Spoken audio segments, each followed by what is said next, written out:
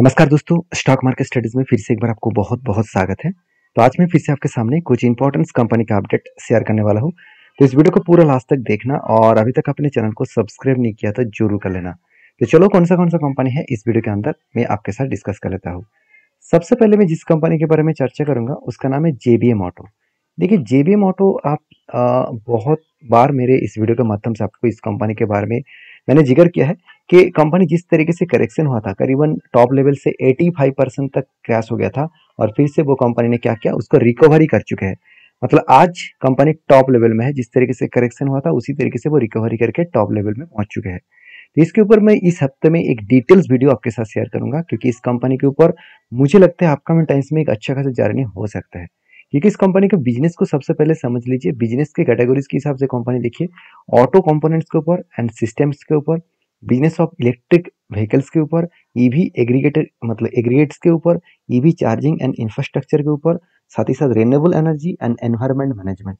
तो इतने सारे प्रोजेक्ट के ऊपर कंपनी काम कर रहा है, जिस प्रोजेक्ट के ऊपर कंपनी का ग्रोथ होने का चांसेस बहुत ज़्यादा है, क्योंकि फ्यूचर में इसी प्रोजेक्ट के ऊपर जब सबसे ज़्यादा काम होने वाला है। तो मुझे लगता है इस सिचुएशन को पहले समझिए। और कंपनी की मज़ेदार बात यही बता दूं, कंपनी इंडिया के टॉप लीडिंग कंपनी इसका क्लाइंट्स है, जैसे अशोक लेलैंड हो गया, निसान हो गया, रेनॉल्ट हो गया, फोर्ड हो गया, टोयोटा, वोल्वो, वॉक्सवैगन, साथ ही साथ टाटा, होंडा, स्कॉट, महिंद्रा, और साथ ही साथ आप देख सकते हैं फोर्स। इतने बड़े से बड़े प्लेयर इसका कस्टमर है। तो जिसका कस्टमर इतना स्ट्रांग है और जिसका परफॉर्मेंस अच्छा हो रहा है, क्या उस कंपनी से दूर रहना चाहिए? हाँ, एक वीकनेस पॉइंट जरूर है, इस वीकनेस पॉइंट को आपको जरूर याद रखना है, वो है कंपनी का डेप्थ।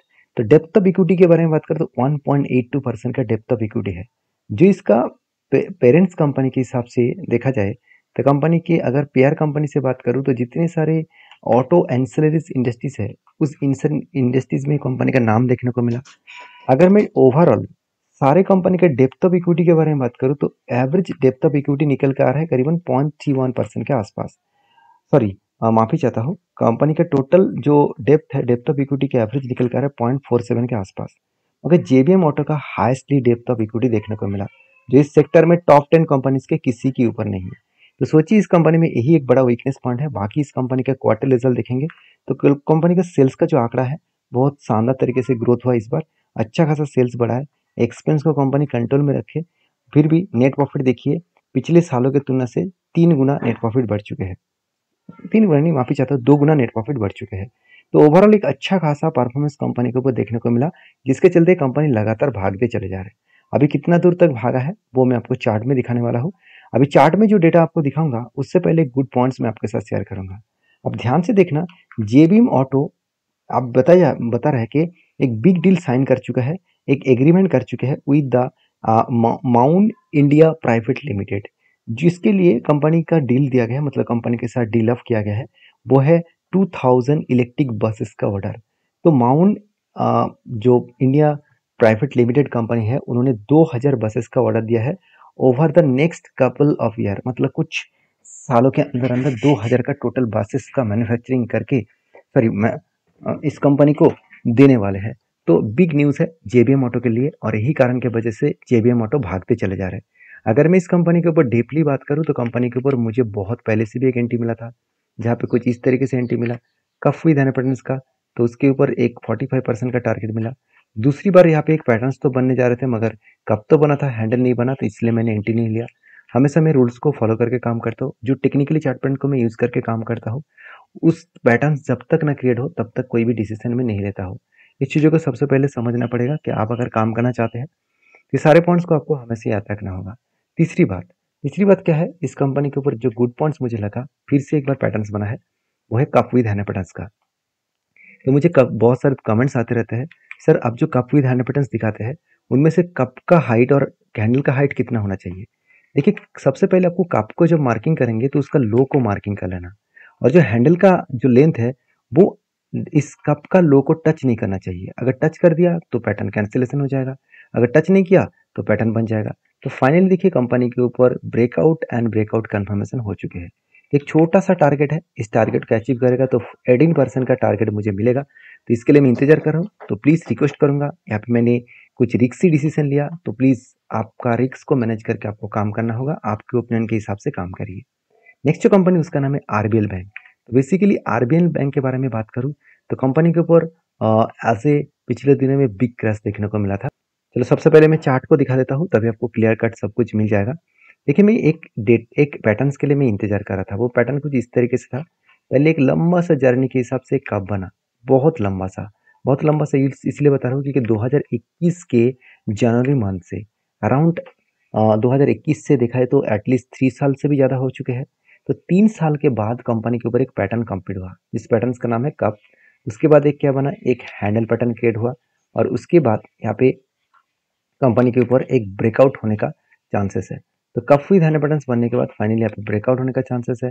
अगर ब्रेकआउट हुआ, ब्रेकआउट कंफर्मेशन हुआ तो एक बेस्ट तरीके से टारगेट मिल सकता है। मगर हुआ कुछ ऐसा, जब जब इस लेवल को टच कर रहा है तब तक वो नीचे आ रहा है। यहाँ पे भी देखिए इस लेवल को टच किया, क्रैश हुआ, फिर से टच किया, फिर से करेक्शन, फिर से टच हुआ, फिर से करेक्शन, फिर से टच करने के बाद करेक्शन हो रहा है। मतलब ये लेवल 266 का लेवल बहुत स्ट्रांगली इसका रेजिस्टेंस है।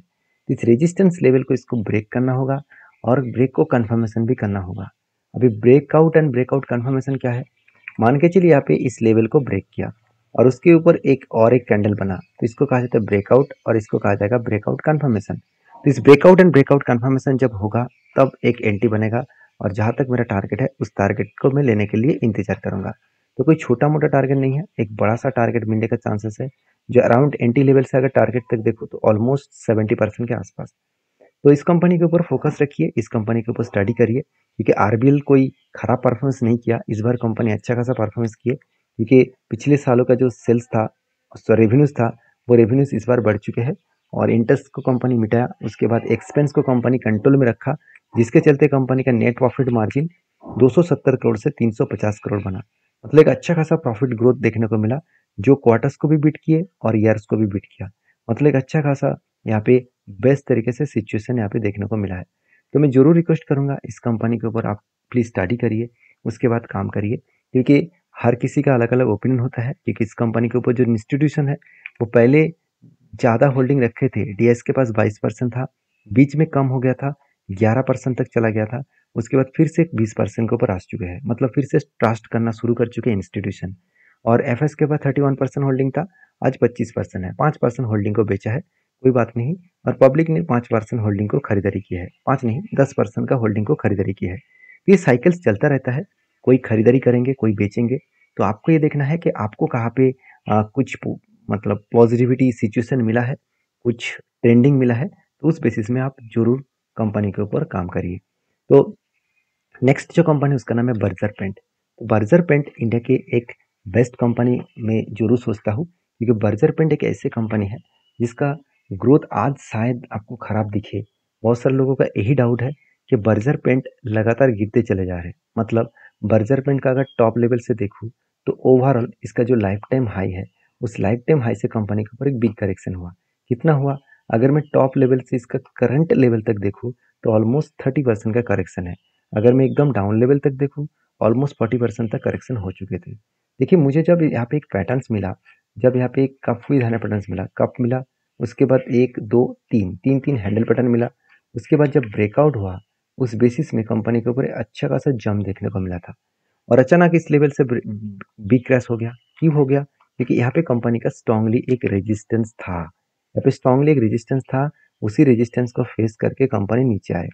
अभी मुझे लगता है इस रेजिस्टेंस के बेसिस में कंपनी नीचे आ रहा है और उसी बेसिस में और भी नीचे गया और यहाँ पे एक स्ट्रांगली जो सपोर्ट था, इसका प्रीवियस लेवल का सपोर्ट, मतलब जहाँ पे कप बना था, कप जहाँ से टर्नओवर लिया तो उसी जगह से कंपनी का सपोर्ट बना था, वही सपोर्ट को वो टच करके यहाँ से बाउंस बैक करने का कोशिश कर रहा है। तो मुझे लगता है एक शानदार तरीके से पोजीशन बनना जा रहा है। उस पोजीशन के बेसिस में कंपनी अगर आगे बढ़े तो कहाँ तक जा सकते हैं, इस top level and high level तक जा सकते हैं। इसके लिए इतना जल्दबाजी करना ठीक नहीं होगा क्योंकि पेन इंडस्ट्रीज में अभी उतना खास परफॉर्मेंस अभी तक हुआ नहीं है क्योंकि सारे पेंट कंपनीज के ऊपर हालत खराब है। चाहे वो एशियन पेंट हो उसका भी हालत खराब है, चाहे वो बाकी पेंट्स कंपनी हो। हाँ, बर्जर पेंट की अच्छी बात है सेल्स का आंकड़ा भी पॉजिटिव है एंड प्रॉफिट का आंकड़ा भी पॉजिटिव है।